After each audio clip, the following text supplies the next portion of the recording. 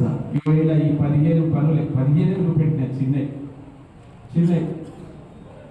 ఇక ములుగు చేసిన పనులు ఈ 15 ఎవరైనా నమ్ముతారా మీరు? బయట చెప్పుకోనియలేనా? ఎంపీకి ఉన్నప్పుడు కూడా నాకు అవకాశం రాలేదు. ఆ ఇద్దరు మంత్రులు వచ్చి ఏ రామప్ప గురించి 3 సార్లు పార్లమెంట్లో మాట్లాడితే సార్ వాళ్ళు వచ్చి స్టేజ్ల మీద కూర్చుంటే ఒకటికి ఏబీసీలు రావు, ఇంకోటికేమో ఆ రమోజమని కర్మ పాడగాలి. కానీ ఏదో గౌరవించాలి, మనుషులు గౌరవించి నేర్చుకోవాలి కదా. నేనేమో ముందు కూర్చుంటా, అసలు మార్గమెంట్ అంటే తెలవాలి, ప్రపంచ వారసత్వం అంటే ఏమో తెలవాలి. ఓసారి అడిగినప్పుడు యునెస్కో ఫుల్ ఫామ్ చెప్పమని అడిగిన మంత్రిని. రోజు వచ్చి మాట్లాడదాం, యునెస్కో ఫుల్ ఫామ్ ఏంటి, అది ఎక్కడ ఉంటుంది అంటే ఆయన అంటాడు, శ్రీనివాస్ గౌడ్ ఇది విమర్శగా దయచేసి మేము అందరికి ఇచ్చిన, మీరు అనుకోవచ్చు ఇలా సార్ ఏమో బీజేపీకి ఇచ్చిందని మాట్లాడిన వాళ్ళు కూడా ఉన్నారు.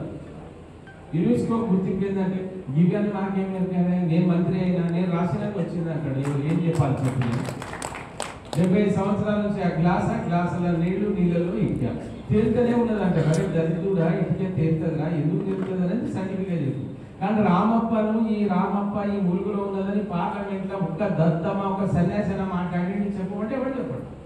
ఈ మండల బిడ్డగా నాకు ఆ జిల్లు ఉంది, గోడ కూలిపోతే ఒకసారి మాట్లాడితే 15 మంది ఆర్కియాలజిస్టులు వచ్చి పనిచేసింది.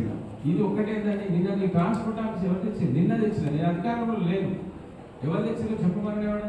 ఇప్పుడు నిన్న పోయి ఇక్కడ మంత్రులంతా ఇనాగ్రేషన్ చేస్తున్నారు కదా, నిన్న బూర్కపేట దగ్గర ఎవరు తెచ్చిందో చెప్పమని, ఈ నడిసే రోడ్ ఎవరు తెచ్చిందో చెప్పమని ఛాలెంజ్ చేయమని. ఆ రోజు చంద్రలాల్ గారు మంత్రి ఉంటే మా చిన్న అన్న నాకు ఏ మంచి అయినా చెడైనా ఒక మాట నన్ను చెప్పినా నేనన్నా మేము కలిసి పనిచేస్తే కాలేదు. అయితే చెప్పండి, గిరిజన యూనివర్సిటీ ఎన్ని రోజులు మన దాకా కూర్చున్నా ఎక్కడ ఎట్లా వచ్చినాయి, ఎందుకు రావు అడుగుతూ వస్తాయి.